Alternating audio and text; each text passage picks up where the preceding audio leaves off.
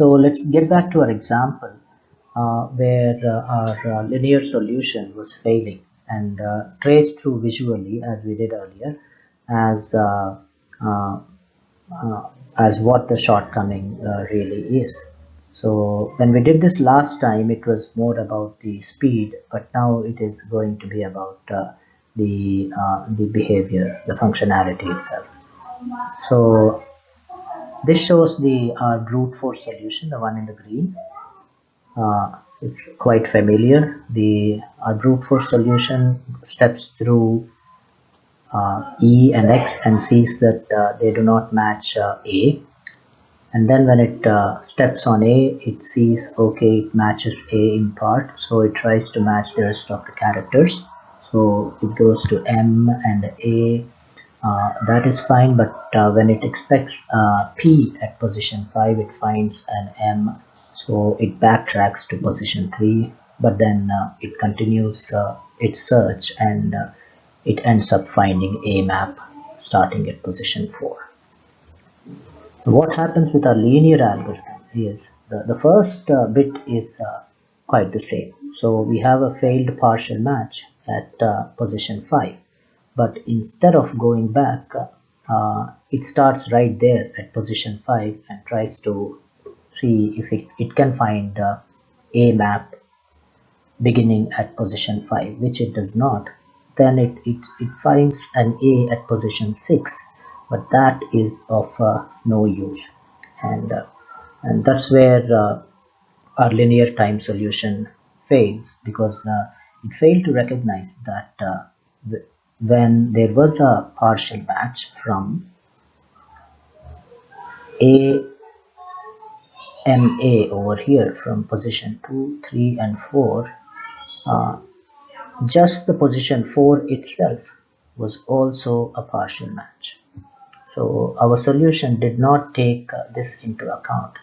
It never considered the fact that partial matches could be nested within each other, and then the possibility would be to actually unnest uh, the longest partial match and continue the search from that particular position. So that should be the direction in which our solution should proceed.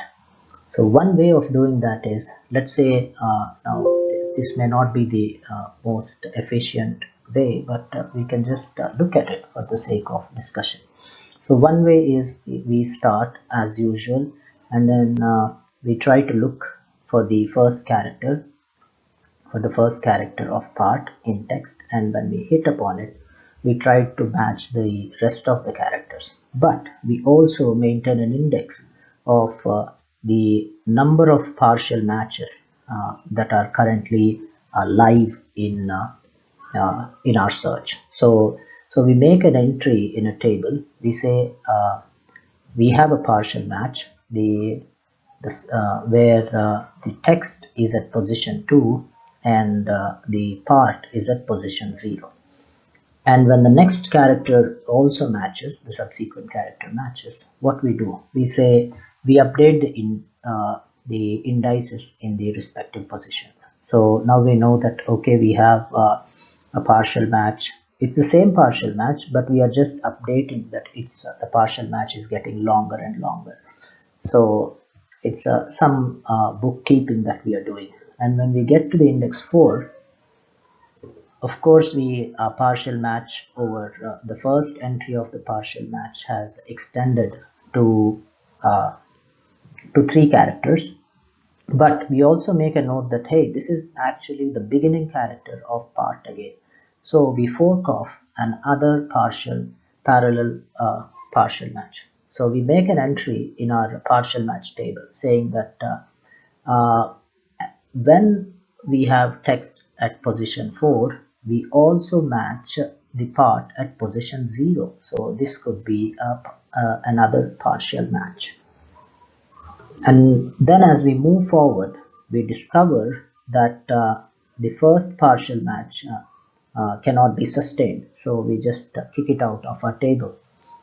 But then the second partial match seems to be consistent, because the fifth character here in text is M, which matches the character at position 1, M. So that seems to be alive, and then we continue with this partial match all the way till the end, and we happily also find our word in our text. So this is one way of solving the problem. But there are some drawbacks. One, there is some additional memory to track all these partial matches, but that's not really the blocker here. The thing is to be able to really check how many partial matches there are which are currently running. We still get into an inner loop, so we again end up doing a nested loop, and then at the worst case again there can be as many partial matches as the current index. So but this is the worst case scenario anyway. So then it turns out to be no better than our brute force method. It may fare slightly better, but when we push it to the extreme worst case, I think they will turn out to be just equivalent. So we'll have to think this through a little bit more and try to see if we can get any clever with. Let's examine the input for which our linear time solution fails a bit more closely.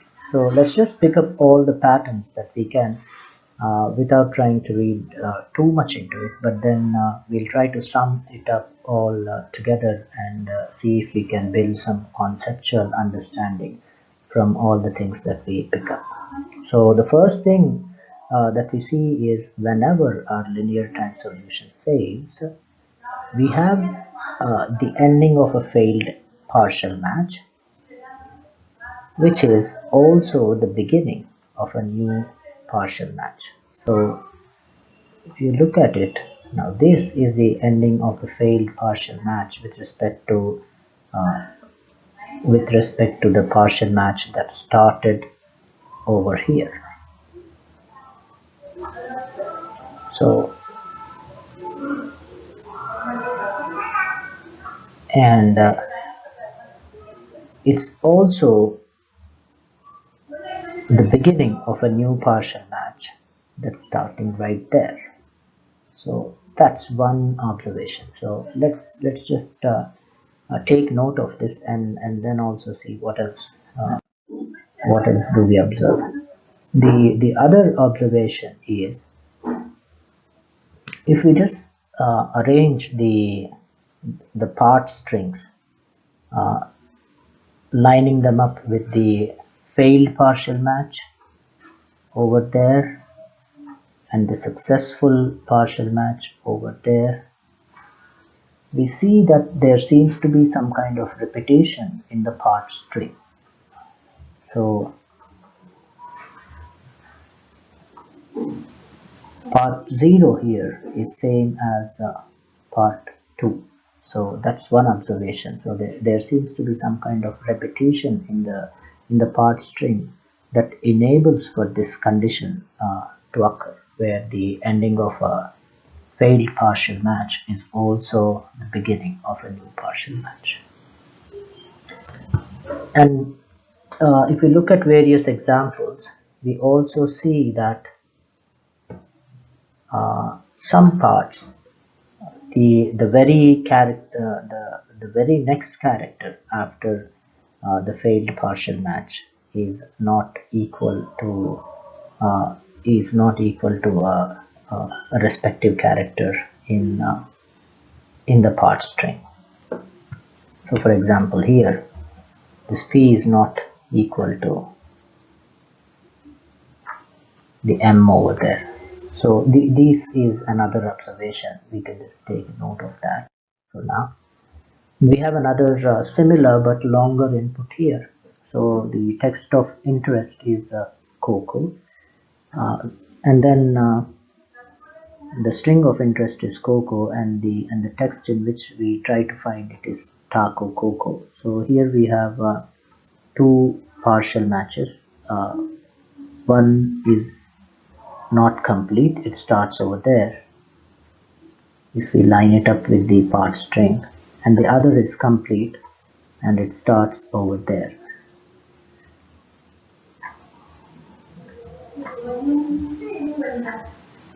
So what we would ideally like to have is a matching of this kind. So we start at this position here, we start to match some characters, and then we see that we can't get through all the characters of part completely here.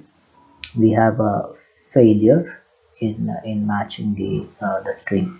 So we somehow, if we can get back or recognize that these three characters are actually same as the first three characters of the search string, we can just make a note of that and then start matching right from the end at the appropriate position in the part string. So instead of matching it from here, we just jump back to this particular location, and then we would be able to successfully match the string part in the string text. What else do we observe? Even here, what enables this kind of adjustment is the fact that the ending of a failed partial match is the beginning of a new partial match. So this seems to be a very interesting feature to take note of. What else do we see? Now, if we look at the repetitions in the part string itself, now we see that this block of string, which extends from part 2 to 3, is same as this part of string at the beginning. So what matters is really when we are running through a partial match, for us to note that, is there any part from the given position in a backward direction that is actually the same as the beginning, a substring starting at the beginning of the string, right? So that's something that we can take a note of. The same thing is expressed here as part 2 to 3, the same as part 0 to 1. Now if we make note of that, whenever we are here at position 5, we know that position 4 and 5 in text here, they not only match position 2 and 3 in part, but they also match the beginning first two characters of part. So with this knowledge, whenever we have a failure in matching the subsequent character, we can always go back and check. So for example, we pick up this character C here, right, and then it does not match A, but we already know that 4 and 5 are actually same as the first two characters. So then why not go and check if the character C at position 6, if it is actually equal to the character at position 2 in the part. So this possibility is opened up by the fact that you have some repetition in the part string, right? Now what if, let's consider a case where even the fourth character, so for example, if we have instead of A here, if we had the text C, the letter C here in place of A, what would happen? So here we have COC at the end matching COC at the beginning. Now, would that get our linear time solution to fail? It probably would not. Why? For one reason, if it is C, then the C and C matches, and then we have a match here. So choosing C was actually a bad example. But imagine, let's take another letter here. For example, let's say if we have it as what can we consider here? Okay, this could be C. This example is right. It has to be C. Let us consider that this character at position 6 is not C, but imagine that it is something else, maybe O. Then when we find out that O and C over here do not match, what can we really do?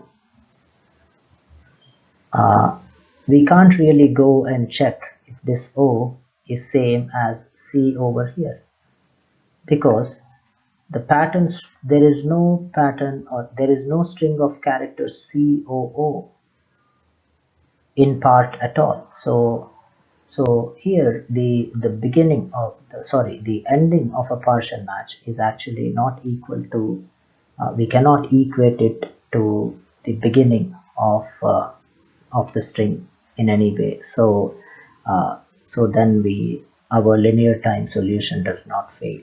So that's another thing to note.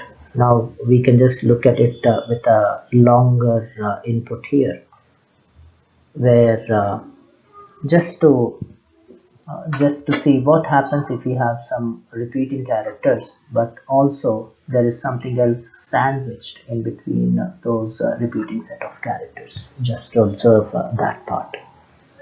So what we would ideally want to happen is like we have again here a partial match that is going to fail. It starts at this particular position, and our linear time solution would go all the way to there, and it would fail over here. But then we want a corrected solution which takes cognizance of the fact that here we have COB, or at least here we have CO, which is same as the CO here. So why not check if this B is same as that B or not? Now if that is same, then we can change our index into part to this particular position,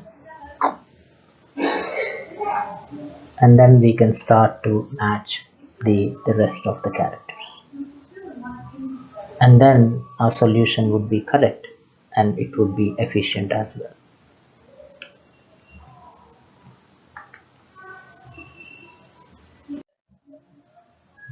So we try to highlight the same pattern over here, the repetition that we see in the part string. So we see that we have a block of text somewhere in the middle of the part that actually matches a block of text starting at the beginning of the part, which enables these partial matches to build up. So now that is pretty clear by now.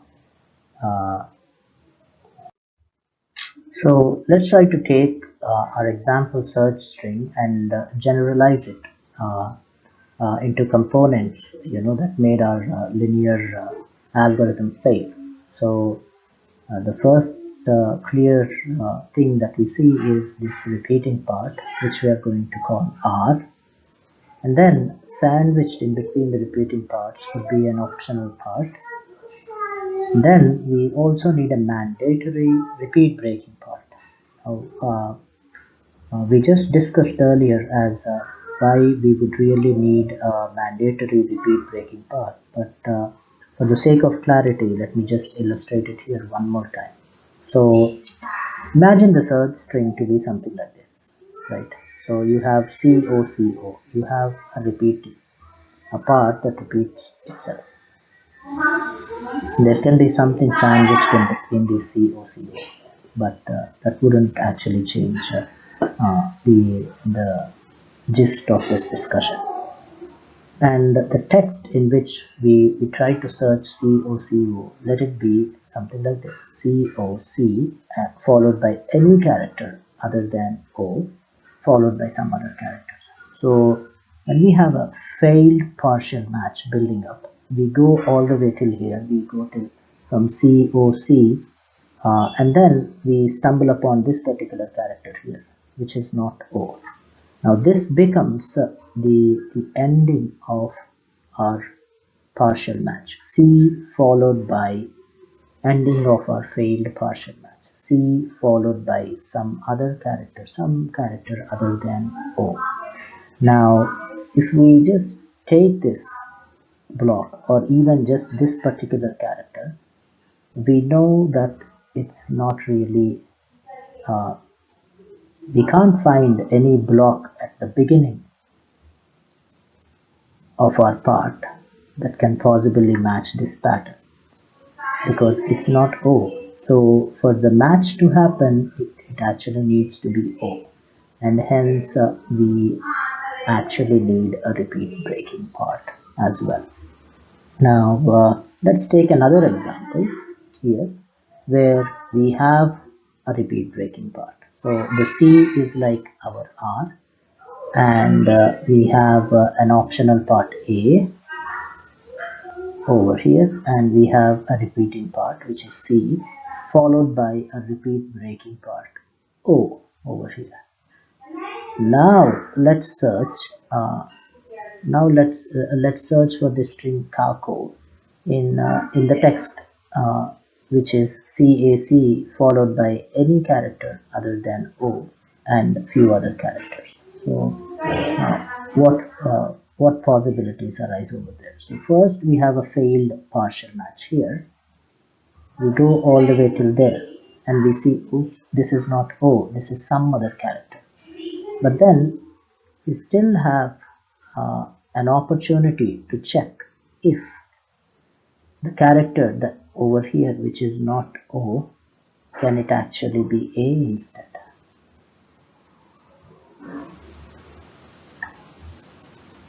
So this is why the repeat breaking part is actually mandatory. It plays a crucial role in forming these nested partial matches.